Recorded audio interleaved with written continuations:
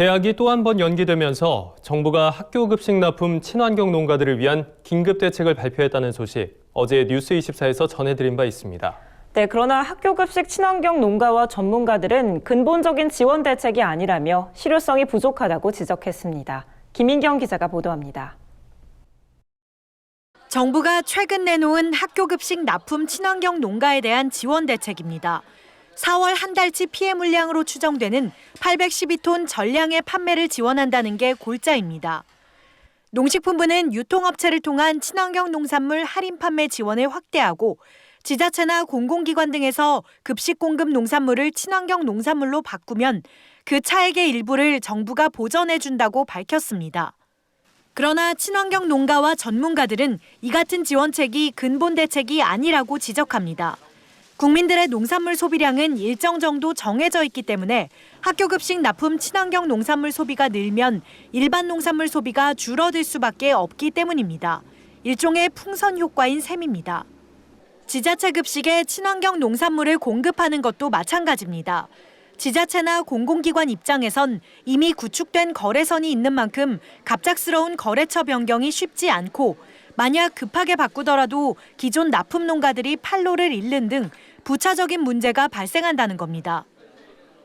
제주도도 도에 이제 구내식당이 있는데 그거를 좀 친환경으로 하면 어떠냐 하니까 그게 이제 수의계약해서 위탁을 줘버리니까 행정에서 뭐 어떻게 할 방법이 없대요. 시장을 격리시켜서 가줘야 되는데 그 시장 안에서 이들 빼서 여기 맞고 저들 빼서 저기 맞고 하는 그런 형국이 되다 보면 효율이 떨어지고. 농민단체들은 또 정부가 잇따라 내놓은 친환경 농산물 꾸러미 공동구매 지원 대책 역시 효과를 체감하기 어렵다고 입을 모읍니다.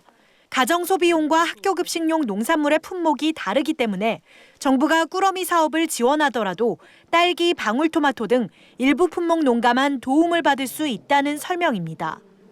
또 꾸러미를 소분해 포장하는데 인력과 예산을 투입해야 하는데 이 과정에서 농산물 원가가 상쇄돼 농가에는 도움이 되지 않는다고 주장합니다. 3월, 4월에 공급해야 될 품목이 60가지 품목 정도가 돼요. 저희 경기만 해도 20가지 정도만 꾸러미로 나가요. 물량도 소화할 수 있는 전체 물량의 아주 극소량이고 현장의 농민들은 지금 계약한 거를 공급하지 못해갖고 지금 이제 갈아엎기 시작했거든요. 나가야 될 물량의 20% 이하로 나가고 있으니까.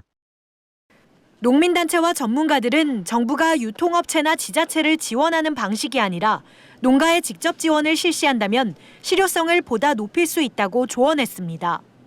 대체 유통 경로, 그러니까 예를 들면 도매시장이라든지 대형마트 이런 데서 행사를 좀 해서 싸게 팔아야 될 거 아니에요. 그 차익을 좀 정부가 보존을 해주는 방식이 실질적으로 도움이 되지 않겠나.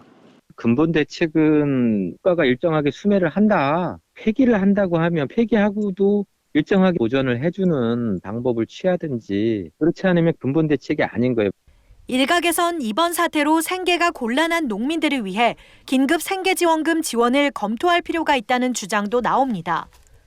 3, 4월에 급식용 농산물을 납품한 뒤 정산한 대금으로 가게를 꾸려가야 하는 농가들은 가게 경제 유동성이 부족하기 때문입니다.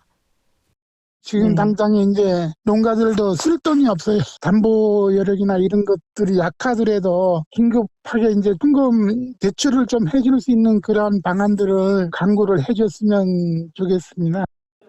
전문가들은 또 단기적으로는 농업정책자금과 상호금융 대출금리 인하, 장기적으로는 군 급식으로의 판로 다변화 등이 지원 대책이 될 수 있다고 조언했습니다.